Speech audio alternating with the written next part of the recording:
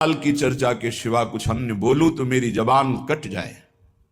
नान्यम बदामी, देखो ये निष्ठा बिना धारण किए वाक इंद्री पावन नहीं होगी। वाक इंद्री पावन नहीं होगी तो उसी में विराजमान रसेंद्री भी अपावन रहेगी। रसेंद्री बिगड़ी हुई है तो जनेन्द्री को शासन में ले ही नहीं सकते, अर्थात समस्त इंद्रियां आपको अपने अधीन कर लेंगी। जो इंद्रियों के अधीन होता है उससे पापाचरण बनता है, जिससे पापाचरण बनता है उसकी दुर्गति होती है। बिना निष्ठा के नहीं। निष्ठा मानो ऐसी ब्रेक है कि तत्काल उसको रोका जा सकता है। जो हमारी संसार की तरफ वृत्तियां बढ़ रही उनको तत्काल रोका जा सकता है। निष्ठा में ताकत है और किसी में।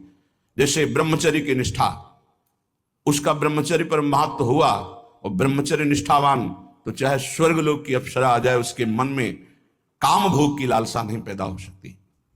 निष्ठा में ताकत है, अन्य नहीं। अन्य तो फिर मन बड़ा चंचल है, वो फिर टिकना मुश्किल, थोड़ी देर लड़ेगा फिर परास्त होकर उसी में गिर जाएगा। निष्ठावान नहीं, लड़ने की ही जरूरत नहीं, रुचि ही नहीं है, स्वाभाविक रुचि नहीं रहती निष्ठावान की। नान्यत बदामी, नहीं बोलूंगा प्रियालाल की चर्चा, भगवत चर्चा, नाम जप, नाम कीर्तन, गुण कीर्तन, इसके अलावा मौन। अब देखो कौन उपासक इसको धारण करता है। प्रपंच की वार्ता करने में वाणी बड़ी प्रवीण है, चुगली करने में, निंदा करने में, ईर्ष्या की बातें करने में, राग द्वेष की बातें करने में, इससे बड़ा सुख अनुभव होता है, क्योंकि इसको दुर्गति करानी है उस जीव की जो इस वाक इंद्री के अधीन हो गया है। आगे कह रहे न श्रृणोमि, श्रवणेन्द्री का बहुत बड़ा महत्व है। जो हम सुनते हैं उसका चिंतन होता है, जो चिंतन होता है वही क्रिया होती, जो क्रिया होती है उसी का परिणाम होता है। कानों को बहुत संभाल के रखें, सुनने मात्र से हमारे अंदर चिंतन बनता है। कठोर शब्द, निंदनीय शब्द, प्रापंचिक शब्द, विषयाकर्षण भरे शब्द, विषयाकर्षण भरे गाने, विषयाकर्षण भरे आकर्षण, ऐसा जो चित्त को क्षुब्ध करके विषय में लगा दे, बिल्कुल नहीं सुनना चाहिए। ऐसी परिस्थिति में यदि श्रवणेन्द्रिय को शासन में लेने का युक्ति नहीं पता है तो कान में उंगली डाल लो और वहां से हट जाओ, नहीं तो श्रवणेन्द्रिय को तत्काल अंतर्मुख किया जाता है। बाहर केवल जैसे चिड़िया चहचहा रही आवाज मात्र है, शब्द का बोध नहीं हो सकता, क्योंकि श्रवणेन्द्रिय अंतर्मुख शब्द का चिंतन कर रही, नाम का। पर यह बहुत अच्छे उपासक की स्थिति होती है जहां आपको ऐसी स्थिति ना हो और प्रपंच वार्ता हो, भगवत चर्चा रहित वार्ता हो, कान में उंगली डालकर वहां से हट जाना चाहिए, चाहे जैसी सभा हो, नहीं तो उपासना खंडित हो जाएगी, उपासना बाधित हो जाएगी। ऐसा कौन साधक करता है? जिसका लक्ष्य बन गया है भगवत प्राप्ति।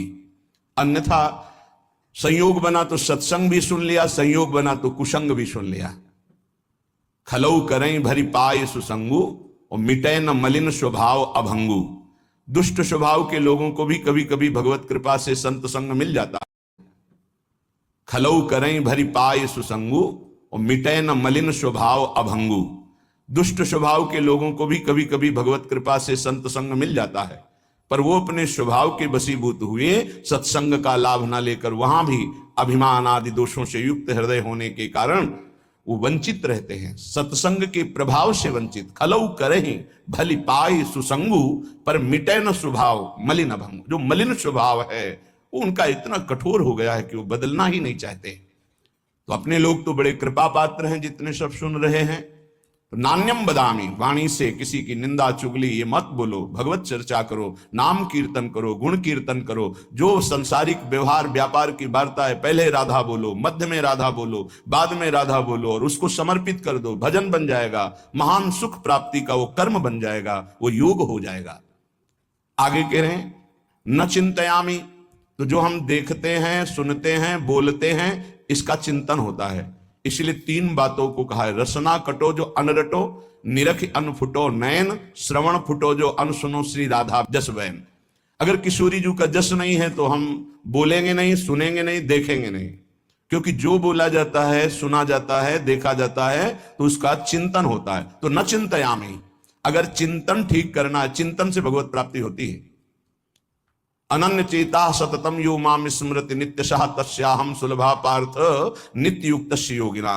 भगवान अनन्य चिंतन वाले को कहते हैं मैं उसे सुलभ हो जाता हूं, मैं स्वयं सुलभ हो जाता हूं। पर चिंतन करना बहुत कठिन बात है। बाहरी साधनाएं भगवत प्राप्ति की ऐसा कर भी सकता है कोई पुण्यात्मा, पर भगवत चिंतन निरंतर होना ये कोई महात्मा ही कर सकता है। महात्मा गृहस्थ में भी होते हैं, विरक्त में भी होते हैं। महात्मा एक स्थिति का नाम है, भेष का नहीं। अगर वेश है, स्थिति नहीं, तो महात्मा नहीं। भेष नहीं है, स्थिति है, तो महात्मा है। वो महात्मा है जो वाणी के द्वारा सत्य और मृदु और हितकर भगवत चर्चा, नेत्र के द्वारा सर्वत्र भगवत भाव से दर्शन, श्रवणेन्द्रिय के द्वारा सर्वत्र जो वाणी है वो भगवत स्वरूप है, शब्द ब्रह्म में है, ऐसा मानकर उदासीन हो गया है, केवल भगवत चर्चा सुनता है, नाम कीर्तन सुनता है, भगवत भाव से युक्त जो महान पुरुष है उनके चरित्रों को सुनता है, जो व्यवहार की वार्ता करता है वो भगवत समर्पित नाम युक्त। अब उसका चिंतन अनन्य बनता है। जिसका अनन्य चिंतन बनता है उसकी पूरी जिम्मेवारी श्री भगवान ले लेते हैं। प्राप्ति, जो भी तुम्हारा ऐश्वर्य वैभव भगवत सामग्री है उसकी रक्षा करना, और जो अप्राप्त की प्राप्ति कराना है वो जिम्मेवारी श्री भगवान ले लेते हैं। अनन्य चिंतयन्तो माम ये जनाः पर्युपासते तेषां नित्याभियुक्तानां योगक्षेमं वहाम्यहम्। मैं उसके योगक्षेम का स्वयं भान करता हूं जो मेरा अनन्य चिंतन करता है।